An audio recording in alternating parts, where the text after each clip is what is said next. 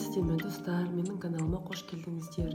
Менің есімім Жанерке, жасым 27-де.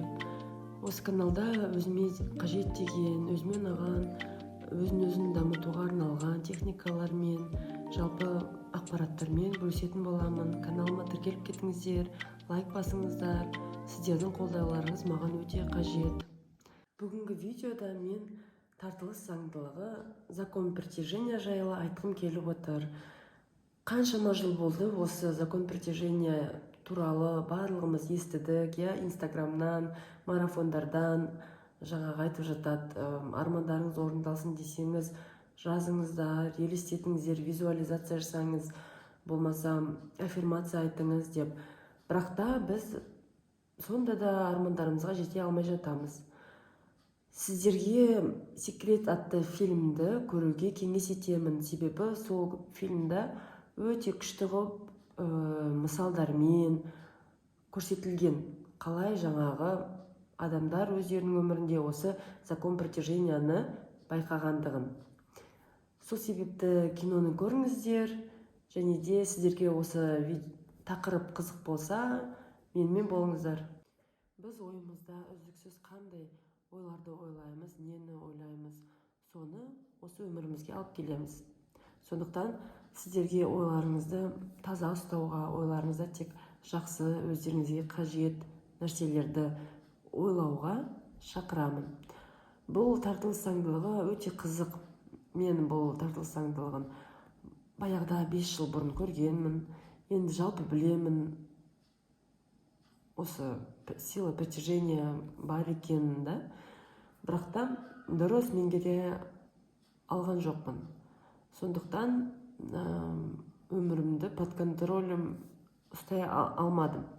Енді жалпы барлығымызға ол өмірімізді өз қолымызда ұстай алу оңай емес, енді оны бір Алла біледі.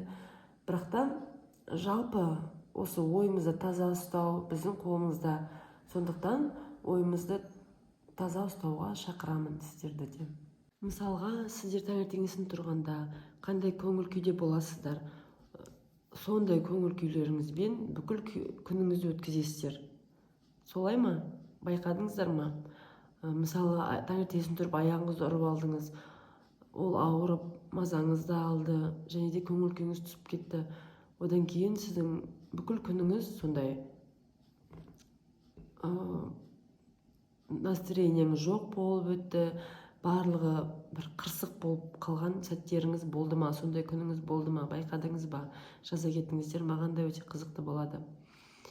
Жалпы біз негативте болсақ, негативті тартады деп айтады. Осы тартылыс заңдылығына да сәйкес екен осы. Мысалы, бір нәрсені негатив басталып кетті, біреумен ұрыстың, одан кейін ол негатив күшейе береді, тартылыс заңдылығы болып жатыр. Одан кейін басқа адам келіп, онымен ұрысып кетесің, одан кейін тағы да бірдеме болып, қырсық болып қалады. Барлығы керісінше болып кетеді, сен қалағандай болмай қалады. Бұл закон притяжения.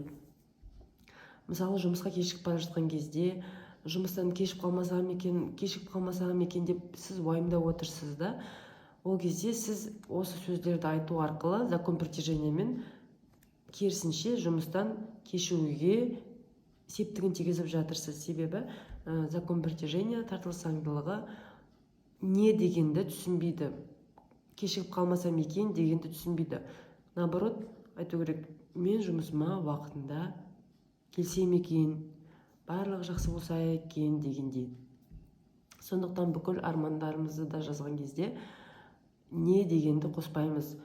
Немесе мен қарыздарымнан құтылсам екен деген сияқты, ол болмайды. Ол кезде сіз керісінше қарыздарыңыз көбейіп кетуі мүмкін. Мен финансово независимымын деген сияқты жазу керек. Менде осындай сумма бар, осындай датада, осы жылы, осы жылдың аяғына деген сияқты. Жалпы айта берсем мысалдар өте көп. Сондықтан обязательно киноны көріңіздер, мен сіздерге айтқан «Секрет» деген өте пайдасы тиеді. Және де ең бірінші білу керек, осы заңдылық орындалу үшін сіз жақсы вибрацияда болу керексіз. Сіздер оны білетін шығарсыздар, жақсы вибрация деген. Жақсы вибрация ол сіздің көңіл күйіңіз жақсы, негативте емессіз, позитивте болған кезіңізде сіздің осы тартылыс заңдылығын тарту процентіңіз жоғарылайды. Жаңағы армандарыңызды тарту оңай болады. Мысалы, сіз армандарыңызды ойлап жүрсіз, мысалы, осындай ақша келсе екен дейсіз, бірақ та сіздің ішіңізде бір қиналыс,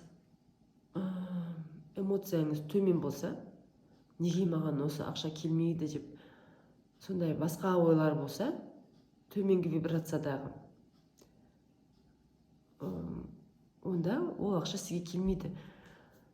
Өкінішке орай, сізде жақсы позитивный ойлар болу керек. Құдай қаласа, осындай ақша болады менде, енді хотя бы солай болу керек.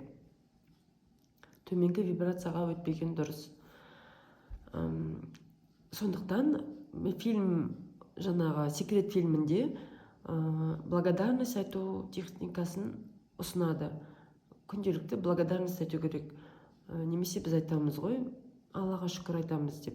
Кемінде 20 благодарностьтан, шүкірден жазып отырамыз. Сол кезде сіздердің энергияларыңыз да көтеріледі, вибрацияларыңыз да көтеріледі, өздеріңізді жақсы сезінетін боласыздар.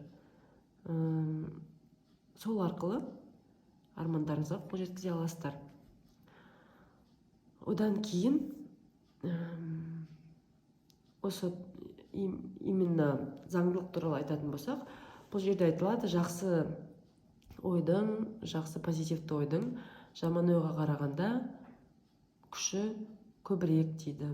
Және де уақыт кідірісі болады екен бұл заңдылықта. Сондықтан олар ойлаған затымыз дәл қазіргі моменте орындалып кетпейді.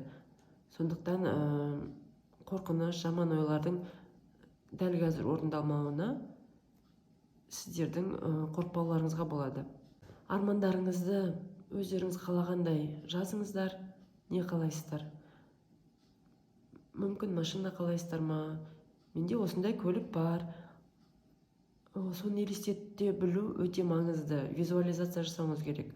Сол сіздің көлігіңізді сезіну керексіздер, көре білу керексіздер. Көздеріңізді жұмып отырып визуализация жасаңыз, жазып қойыңыз. Одан кейін осындай уақытта менде осындай машинам бар деп.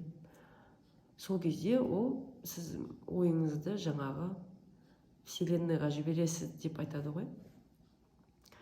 Бірінші сіз не қалайсыз, соны осылай айту керек, вселенныйға айта білу керек. Сосын ол орындалады.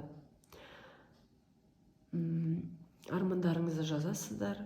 Одан кейін әрдайым тек қана позитивте болуға тырысыңыздар. Осы ойыңызды, визуализацияны жасап тұрыңыз. Оған қадамдар жасаңыз. Сол кезде сізде барлығы да жақсы болады, барлығы орындалады. Ең бастысы.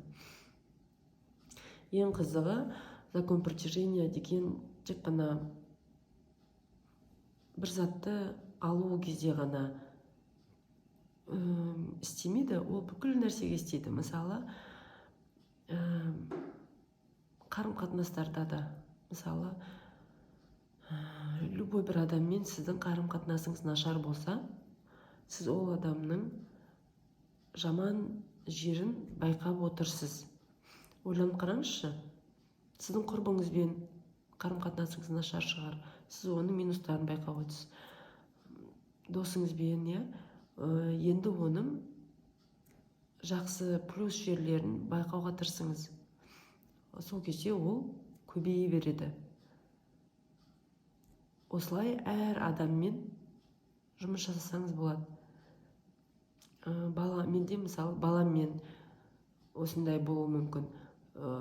Сол кезде баламның жақсы тұстарын әрдайым айтып, соны ойлап отырам, жамандығын ойламайым. Сол кезде жақсы тұстары көбейе береді. Және де солай адам өзгеріп кетеді. Сол себепті де бұл заңдылық маған өте қатты ұнайды. Осы заңдылықты өте білу керек, қолдану керек. Миымызды таза ұстап, миымызда тек жақсы нәрселерді ойлауымыз керек. Себебі ол ойлар осы өмірімізге келеді. Қазіргі өміріңіз сіздің баяғы ойларыңыздың туындысы. Соған сіздер келісесіздер ме? Ойланып көріңіздерші, анализ жасаңыздаршы, сосын комментарийға жазыңыздар. Маған өте қызықты басқа адамдардың өміріндегі осы заңдылықтың орындалуы. Барлықтарыңызға осы видеоны көргендеріңізге рахмет деймін. Лайк басып кетіңіздер, тіркеліп кетіңіздер. Маған өте ол көңілімді көтереді. Ол өте маған маңызды. Сондықтан сіздерге рахмет менімен болғандарыңызда. Сау болыңыздар.